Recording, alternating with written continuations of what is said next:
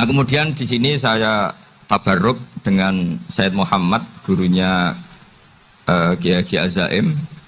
Saya mau cerita tentang amaliyah tadi. Saya sebetulnya nggak niat bacakan bab itu, gara-gara ada khataman jumlahnya banyak saya jadi pusing. Ini panitianya tanya, khatam betul apa enggak? Iya Gus, khatam betul. Tapi kayaknya saya tidak yakin itu. Karena saya ini kan dari pondok tahfidz itu. Biasanya anak khataman itu ya rodok bodoni itu loh. Dibaca buanter sing nyemak yang mendelok pojok tok.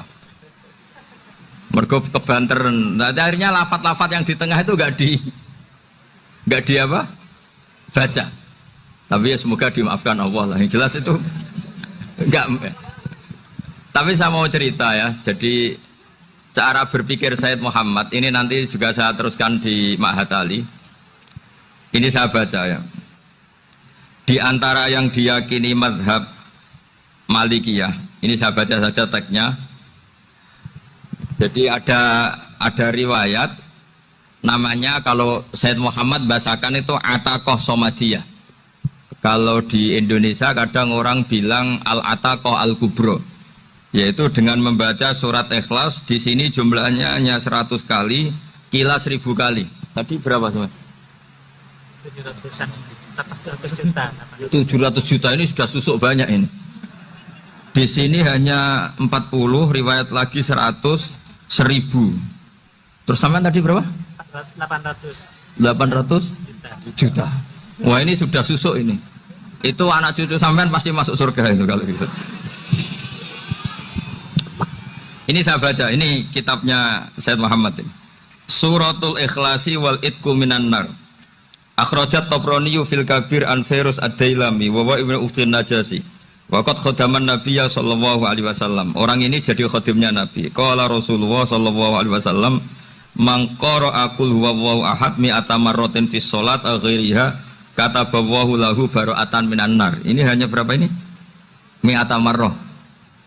Berarti kalau satu orang itu cukup 100. Tadi sudah untuk 7 turunan tadi, untuk orang berapa? 800 juta. Ya, untuk 7 turunan cukup ya? Cukup. Untuk 7 turunan. Ya, sudah susuk ini, sudah susuk ini. Duh, ribet ini. Nah ini tak cari pembenarannya, ini supaya keren. Ini di halaman 188 Abwabul Farad. Warwa Ibrahim bin Muhammad Al-Khiyari fi fawaitihi an Hudzaifah marfu'an. Man qara'a qul huwallahu ahad alfa marratin faqad ishtara nafsahu minallah. Berarti 100, ada riwayat lagi 1000. Nanti tak carikan lagi yang berapa? 1 miliar mungkin. Jangan banyak-banyak. Nah ini saya baca ya. Wa hadzal adatu huwa al-ma'rufu bi ataqatis somadiyah. Wa qad nassa jama'atun mutaakhiril malikiyah ala istihbabi ataqatis somadiyah. Wa haddu ala qiraatiha wa istimaliha. Minhum Asy-Syaikh Abdus Salam Al-Asmar sak teruse ini. Jadi kullu haula'i istahabbu ataqatas somadiyah ma'atirafi ba'dihim kal misnawi bisyiddati fi hadisiha. I'timadan ala anna hadza minal fadha'il allati yutasahalu fiha.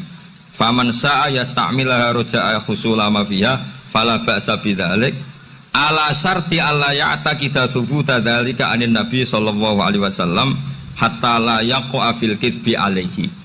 Jadi intinya itu silahkan Anda bikin jumlah sesuai versi Anda. Yang penting Anda jangan kampanye kalau itu perintah Kanjeng Nabi Muhammad sallallahu alaihi wasallam. Karena kalau kamu atasnamakan Nabi kemudian jumlahnya sampai 800 berapa? 800 juta, berarti Nabi mengajarkan masyaqqah pada umatnya.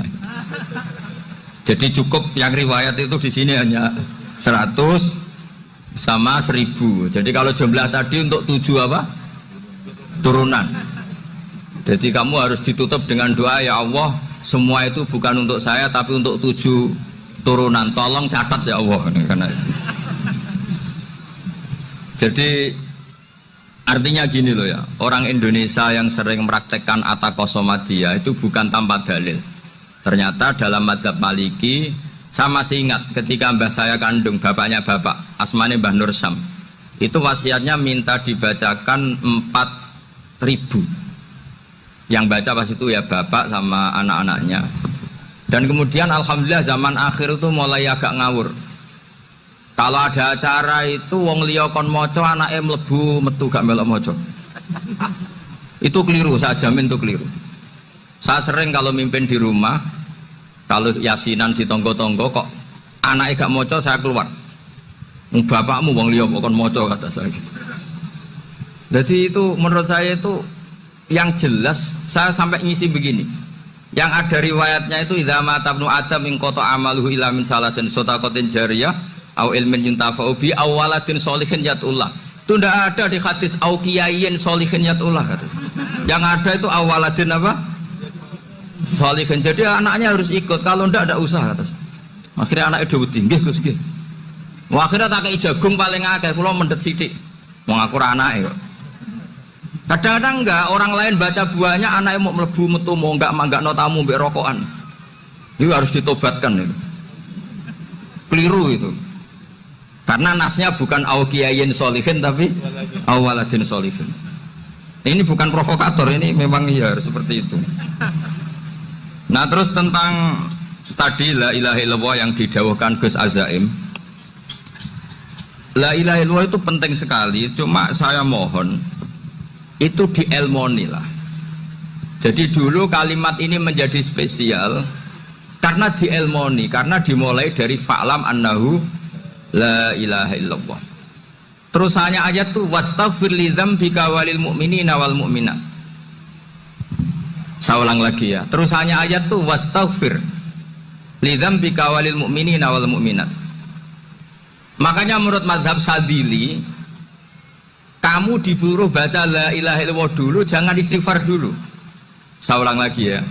Dalam mazhab Sadiliyah itu la ilaha illallah dulu, nggak boleh istighfar dulu. Alasannya masuk akal. Orang yang kafir 70 tahun itu sekali baca la ilaha illallah itu langsung yughfar lahum ma qad salaf. Sehingga la ilaha illallah sendiri sudah punya kekuatan supaya dosa kita diampuni. Qul lil ladzina kafaru iyantahu yughfar lahum ma qad salaf. Cara menghentikan kekafiran gimana? Dia melafadzkan la ilaha illallah. Ini kalimat yang begitu saktinya sampai orang yang kafir puluhan tahun itu dosanya semuanya terhapus hanya karena melafadzkan la ilaha illallah. Nah, makanya kata Abdul Hasan As-Sadili wastaghfir li dzambika ay bihadil kalimah.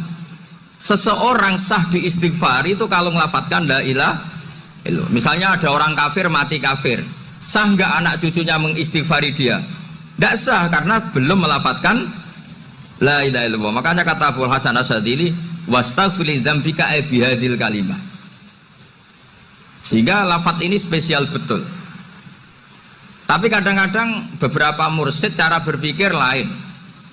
Ini kalimat thayyibah harus dibaca orang suci sehingga mendahulukan apa? Istighfar. Untuk supaya pas ngelafatkan kalimat thayyibah sudah dalam keadaan apa? Suci. Itu juga masuk akal. Tapi secara meyakinkan saya sendiri lebih mengikuti manhajnya Abil Hasan Asyadzili karena alasannya tadi yang kafir puluhan tahun saja langsung luntur dosanya karena melafatkan la ilaha illallah. Artinya la ilaha illallah sendiri sudah bagian dari istighfar.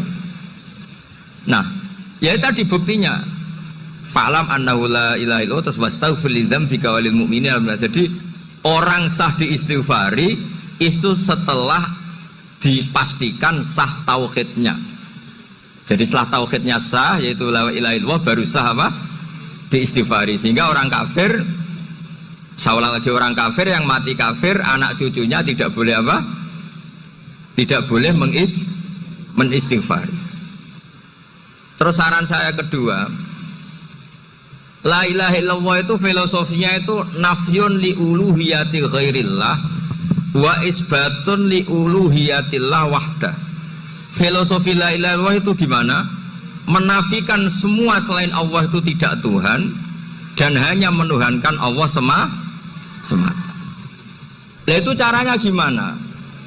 Caranya kita harus terbiasa ini karena tadi saya dibilangin panitia ini rata-rata mustameknya atau mustamiatnya ini santri.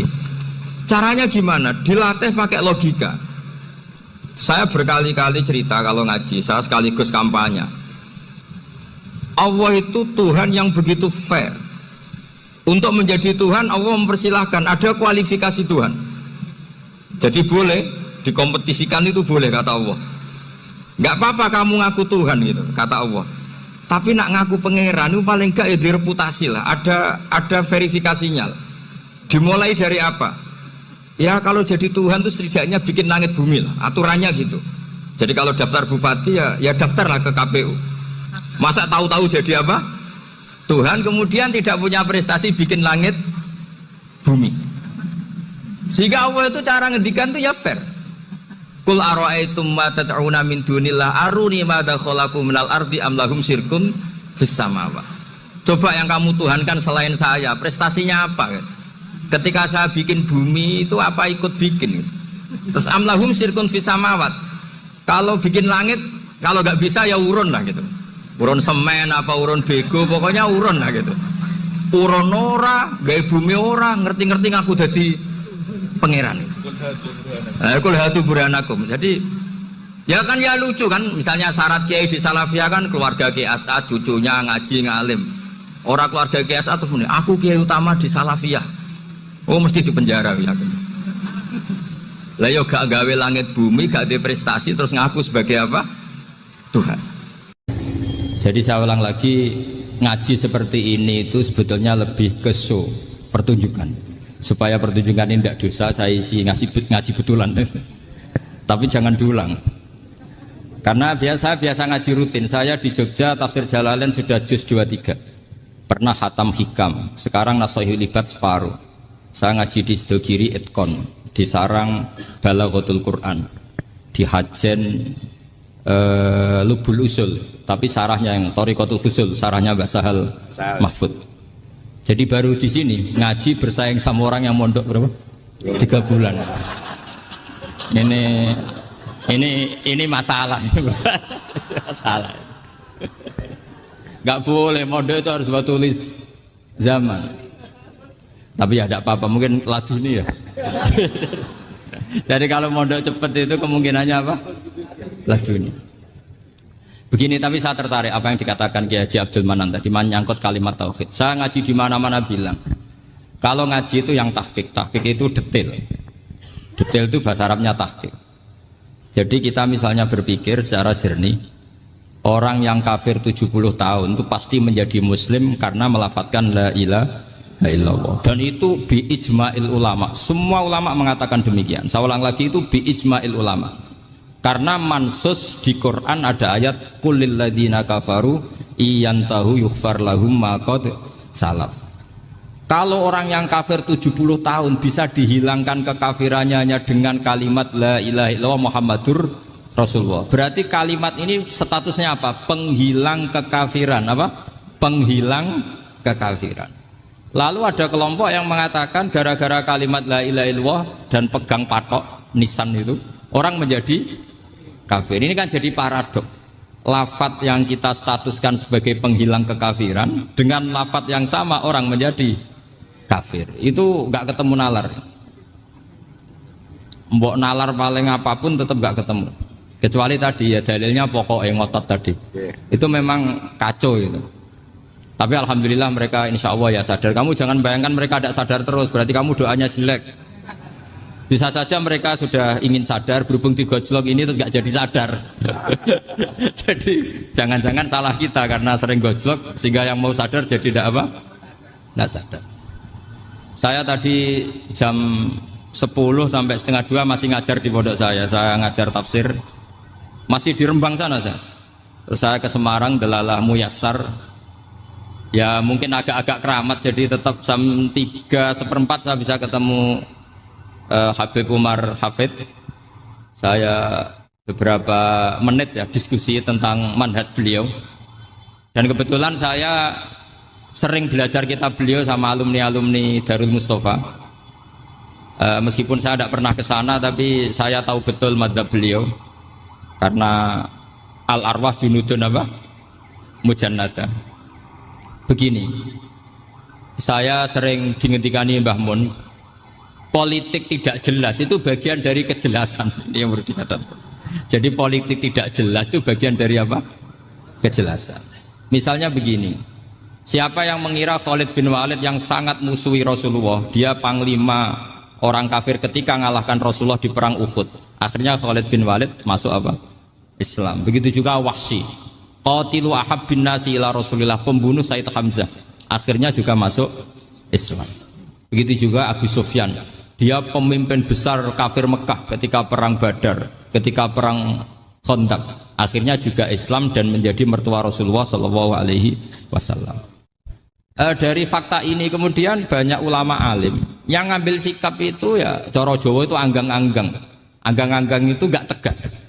Tapi gak tegas dari rumusan ilmu yang detail. Saya ulang lagi, gak tegas tapi dari rumusan ilmu yang apa?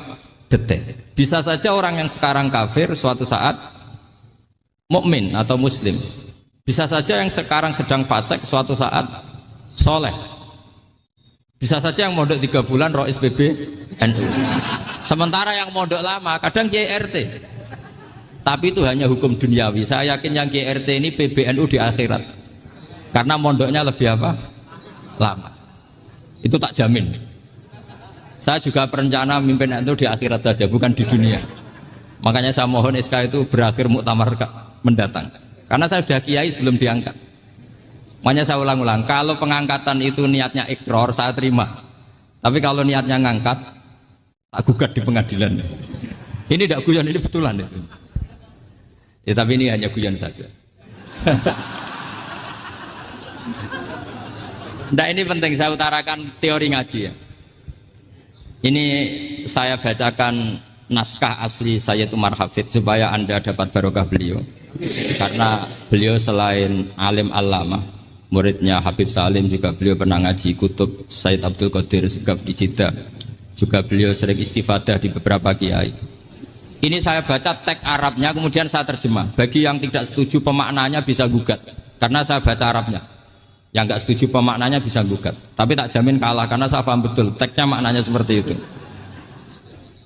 Logikanya tadi ya, ketika Rasulullah ngambil sikap tegas kepada Qatilu Hamzah yaitu Wahsy, dan ketika Rasulullah ngambil sikap tegas pada orang-orang yang mengalahkan beliau di perang Uhud, kaifa yuflihu qaumun fa'alu bi anbiya'ihim hakadha, bagaimana mereka jadi orang benar atau orang yang dapat apa kebahagiaan kalau mereka perlakuannya seperti Nabi seperti ini, yaitu Nabi sujawaju masyhur wa kusirat ruba, ya tuh Nabi itu wajahnya terluka, gigi serinya tanggal.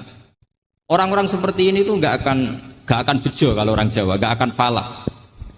Tapi apa yang terjadi? Allah menurunkan ayat laisa laka minal amri syai'un aw yatuba 'alaihim aw yu'adzibahum. Muhammad itu bukan wilayah kamu ngecap orang, menstigmasi orang itu tidak wilayah kamu. Saya bisa saja mengampuni mereka atau menyiksa saya itu atau menyiksa mereka itu wilayah saya, kata Allah. Saya bisa saja mengampuni mereka atau menyiksa mereka itu wilayah saya. Sehingga akhirnya apa? Rasulullah tidak ngambil sikap yang mungkin orang lain mengatakan itu tidak tegas. Tapi itu kearifan. Betul, akhirnya Wahsy malah masuk Islam. Khalid bin Walid panglimanya juga masuk Islam. Dan beberapa orang kafir juga masuk Islam termasuk mimbenihim ketuanya yaitu Abu Sufyan. Ini penting saya utarakan. Makanya ini saya baca pembenaran dari konstruksi pikiran tadi. Nah ini supaya khas. Ini khasnya orang mondok 10 tahun nih. Jadi ini tak baca ini. Nah biar jelas ini nanti teksnya persis ya, tidak saya rubah. Ini di kitabnya Habib Umar Hafid, namanya itu Taujihun Nabi Limardoti Bari. Kalau diterjemah ya mengarahkan orang yang sadar. Nabi itu orang yang sadar ya, sampai ini termasuk orang yang sadar. Limardoti Robbi, menuju mendapat ridho Tuhan atau Allah Subhanahu wa Ta'ala. Saya baca teksnya ini di halaman 179. Ini tidak ada yang saya rubah, tidak saya kurangi. Bismillahirrahmanirrahim. Fala buddha an wattina qulubana ala annana khodamatu ahli hadal qaul wa yattali Allah min qulubina annana na'taqidu imkaniyata ayyasfa fi ahadina yaumal qiyamati man huwal ana kafirun yuslimu faya'lu sya'nu indal haqqi fayakunu sababan li kholasika fil qiyamah yumkinu dzalik. Jadi kita para dai, para kiai itu adalah khodamatu hadal kaun. Kita ini adalah pelayan alam raya ini yang selalu berharap alam ini akan lebih baik. Orang yang sekarang sedang kafir bisa saja nanti yang nyafaati kamu di akhirat. Yaitu mereka masuk Islam lalu Islamnya lebih serius, akhirnya punya hak syafaat. Sementara kamu Islam mulai kecil tapi biasa-biasa saja seperti ini. Mulai dulu ngaji terus sama Ki Abdul Manan, nggak pernah yang ngisi ngaji. Itu artinya nggak ada perkembangan. Makanya saya nggak ingin ngaji lagi karena saya ingin perkembangan Anda nanti tukang mengisi, bukan yang diisi. Kalau saya nanti ngaji lagi di sini, artinya Anda kalau tetap mendengarkan itu tidak ada perkembangan. Pantes saja sing mulang Gus Bahak sampean sing ngaji. Sekali-kali ada perkembangan, saya ngaji sampean yang mulang, itu bagus itu. Meskipun itu perkembangan yang menyesatkan.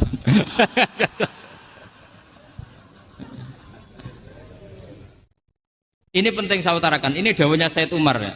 Orang yang sekarang sedang kafir bisa saja orang ini nanti nyafaati kamu. Yaitu beliau orang ini Islam, kemudian Islamnya serius, maka punya hak syafaat. Sementara kamu Islamnya biasa-biasa saja. Itu masyhur kayak Sayyidina Umar. Sayyidina Umar Islam di hari itu langsung makomnya makom yang a'la, sehingga mengalahkan yang sudah Islam lebih lama. Karena Islamnya Umar itu menjadi izzatul Islam betul. Makanya jangan benci orang tegas teman-teman, kadang ya ada baiknya. Abu Bakar itu sudah Islam tapi layinal janib, orangnya santun. Kalau dipisoi orang yang menengahi lah kira-kira seperti itu. Begitu juga Bilal, Ammar, Suhaib. Singkat cerita, Rasulullah itu sering dibully ya, sering disiksa orang-orang kafir. Rasulullah berharap, wah kalau yang Islam gini terus repot. Melihat Umar ini petarung di pasar Uka, dia dapat uang itu kalau tarung, menangan. Kata Rasulullah, kalau ini yang Islam ya bagus. Beliau berdoa, Allahumma aizal Islam bi Umar. Itu kira-kira 2 hari dari doa beliau, Umar masuk Islam. Itu pertama masuk Islam itu orang-orang kafir diparani. Kalau kamu ganggu Rasulullah Muhammad tak bunuh. Semenjak itu orang kafir yang gentenan sembunyi. Sehingga kata para mereka yang Islam selalu jaya mut aslama Umar ketika Umar masuk Islam.